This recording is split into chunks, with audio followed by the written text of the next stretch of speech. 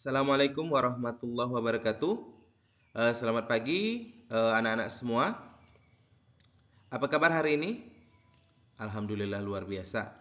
Baiklah, sebagaimana biasanya sebelum kita melaksanakan pembelajaran di kelas, kita baiknya berdoa untuk mengambil keberkahan agar proses pembelajaran yang kita lakukan ini diberkahi oleh Allah Subhanahu wa taala. Kepada ketua kelas, mohon dipimpin doanya. Baiklah, setelah kita berdoa, sebagaimana biasanya, di sini Bapak akan memeriksa kehadiran kalian. Bapak mau bertanya, siapa hari ini yang tidak sekolah? Alhamdulillah sekolah semua. Semoga kedepannya kita juga rajin hadir ke sekolah sebagaimana hari ini ya.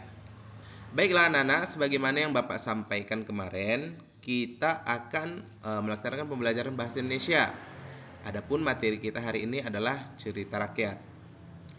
Di sini ada yang tahu contoh cerita rakyat? Masih bingung ya? Jadi di sini Bapak akan menjelaskan apa itu cerita rakyat. Jadi kepada seluruh siswa yang ada di kelas ini, mohon didengarkan secara seksama agar memahami apa itu cerita rakyat yang sebenarnya. Baiklah, di sini cerita rakyat itu sama dengan dongeng, dikatakan dongeng. Pernah mendengar kata dongeng? Oke, dongeng itu terkadang kita lihat di TV ada nggak? Iya, benar, ada. Seperti cerita, iya, si kancil dan buaya. Kemudian dongeng ini juga bisa dibacakan pada saat tidur melalui buku-buku cerita. Pernah lihat nggak ada nonton TV dia menceritakan sebelum anaknya tidur? Iya, itu sama dengan cerita rakyat. Baiklah, cerita rakyat yang akan kita pahami hari ini ada pembagiannya, yaitu dari jenis cerita rakyat. Apa itu jenis-jenis cerita rakyat? Jadi hari ini setelah belajar cerita rakyat, anak-anak Bapak semua diharapkan mampu memahami apa saja jenis-jenis dari cerita rakyat yang sudah dipelajari. Kemudian, setelah tahu jenisnya, maka anak-anak diharapkan untuk memahami apa unsur-unsur dari cerita rakyat tersebut. Sampai di sini paham anak-anak? Oke, sampai di sini paham ya. Kita lanjut. Di sini ada 5 jenis dari jenis cerita rakyat. Jadi anak-anak diharapkan harus mampu memahami apa saja jenis-jenisnya seperti fabel, legenda, sage, myth, dan parabel. Jadi di sini anak-anak dari kelima jenis cerita rakyat ini harus paham. Jadi kalau ada nanti cerita rakyat, oh ini jenisnya. Kalau nanti nonton cerita dongeng di TV misalnya, oh berarti ini sudah kami pelajari. Oh ini adalah legenda, itu contohnya ya. Misalnya parabel. Oke? Di sini Bapak akan menyampaikan apa makna dari jenis-jenis cerita rakyat, apa definisi dari fabel, legenda, sage, mythe, parabel. Oke? Di sini fabel merupakan cerita rekaan yang isinya mengisahkan tentang binatang. Artinya, dalam cerita dongeng yang ditampilkan itu tokoh-tokohnya adalah hewan. Kemudian kalau legenda adalah cerita rekaan yang dihubungkan dengan tempat terjadinya sesuatu. Contohnya asal usul Danau Toba. Kemudian apa lagi? Asal usul Candi Borobudur. Kenapa bisa terjadi Candi Borobudur? Itu dia contoh dari legenda ya.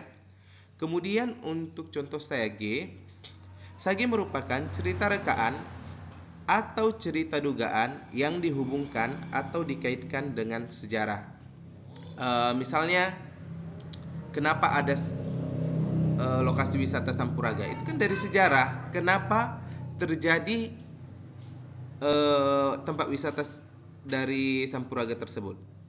Kemudian kenapa ada batu di pantai Asam Manis Sumatera Barat.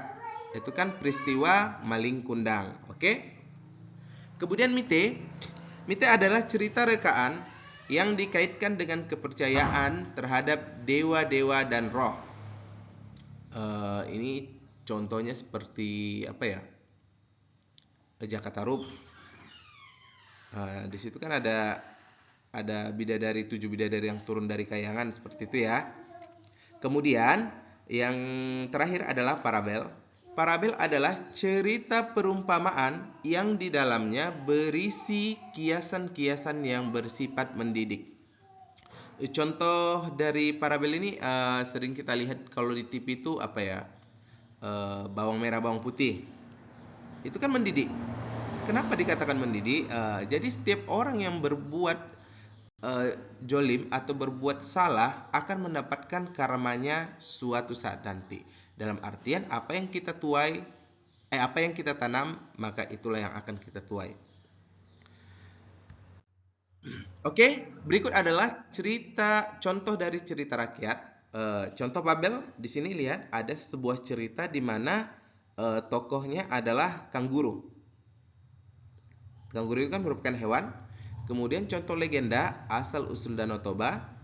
Kemudian contoh sage adalah malin kundang. Kemudian contoh mite adalah ini yang Bapak ceritakan tadi adalah peristiwa Jakatarup. Oke, sini ada 7 bidadari yang turun ya ke kayangan. Kemudian untuk contoh parabel adalah bawang merah, bawang putih. Di sini adalah cerita yang sangat mendidik ya, yang sering kita tonton di layar TV kita. Oke, setelah memahami jenis-jenis dari cerita rakyat yang Bapak sampaikan, kita harus mampu juga mengetahui apa itu unsur-unsur dari cerita rakyat. Unsur dari cerita rakyat itu ada 4 ya, di mana unsur pertama adalah tokoh, latar, alur, dan amanat. Oke, kita harus mampu memahami apa makna dari tokoh, latar, dan alur dan amanat. Oke, yang pertama tokoh. Tokoh dalam cerita rakyat adalah para pemain atau pelaku dalam cerita. Contoh dalam cerita rakyat memiliki sifat tingkah laku yang berbeda satu sama lain. Artinya kalau setiap cerita itu kan ada nanti yang baik, ada yang jahat, ada yang menolong yang jahat, ada yang membantu yang baik. Jadi dia lengkap tokohnya ya. Kemudian untuk latar merupakan tempat kejadian peristiwa. Latar dalam cerita rakyat sangat beragam. Latar dalam cerita rakyat dibedakan menjadi 3 jenis, yaitu latar tempat, latar waktu, dan latar suasana. Jadi kita harus mampu membedakan latar.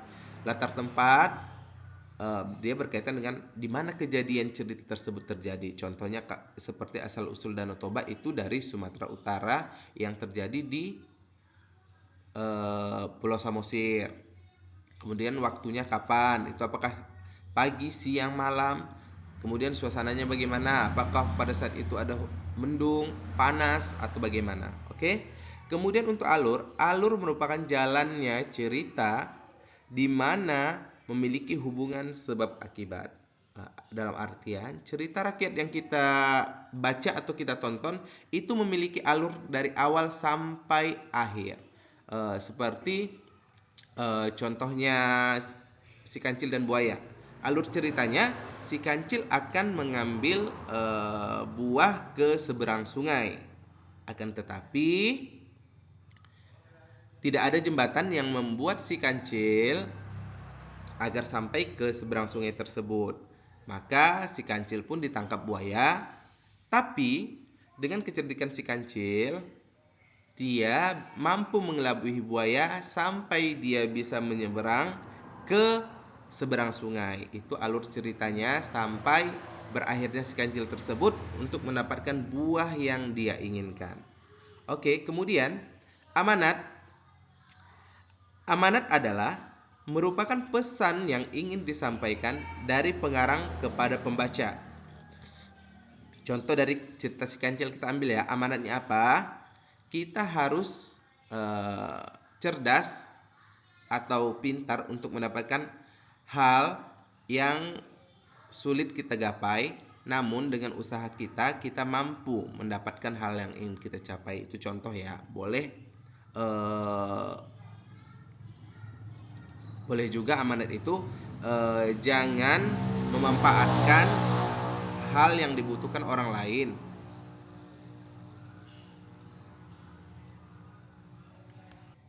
karena nantinya kita akan mendapatkan kerugian tersendiri. Itu contoh yang dari amanat yang kedua. Baiklah, kita lanjut. Nah, di sini menentukan unsur cerita rakyat. Tadi kan ada 4. Ada namanya tokoh, latar, alur, dan juga amanat. Kemudian Bapak ingatkan di sini ya, kalau memang di sebuah cerita itu tidak ada disampaikan tempat, jangan kita paksakan tempatnya harus ada. Kemudian amanatnya juga kalau nggak ada jangan dipaksakan kalau tidak ada. Yang penting dari keempat itu ada unsur dari cerita rakyat yang disampaikan. Oke, ini cerita rakyat dari Nino si Kanguru. Kita bacakan ya. Nino si Kanguru sangat senang karena selalu dekat dengan bundanya setiap hari. Ketika Nino beraktivitas, makan hingga terlelap selalu bersama bunda. Ini karena Nino tinggal di kantung yang ada di tubuh bunda. Ya, kanguru macam Nino memang memiliki kantung di tubuhnya untuk menyimpan anak-anak mereka. Ibunda Nino juga tampak sangat bahagia bisa membawa anaknya kemanapun sambil melompat. Baiklah, dari sebuah cerita Nino si Kanguru ini coba kita kaji ya. Tokohnya dalam cerita ini siapa? Iya, Nino dan Bunda. Kemudian untuk latarnya bagaimana? Ya, latarnya karena ini hewan, bisa kita simpulkan di hutan. Tapi di sini tidak ada dikatakan. Kalaupun memang tidak ada, kita buat aja latar cerita tersebut di kantong bunda kanguru, seperti itu ya. Kemudian alurnya di sini menceritakan kalau Nino dan ibunya itu beraktivitas bersama baik dari makan sampai tidur, dan Nino dibawa bundanya di kantongnya kemana-mana dan bundanya merasa bahagia. Boleh seperti itu. Kemudian kalau amanatnya di sini boleh kita simpulkan ibunda Nino sangat bahagia membawa Nino kemana-mana. Ibunda Nino memiliki hati yang ikhlas. Boleh. Atau keikhlasan hati seorang ibu membuat anaknya juga bahagia. Oke, paham sampai sini? Oke, Bapak harap semoga dengan materi yang Bapak sampaikan kalian memahami apa jenis dan unsur dari cerita rakyat yang sudah Bapak sampaikan. Bapak akhiri pembelajaran hari ini. Wassalamualaikum warahmatullahi wabarakatuh.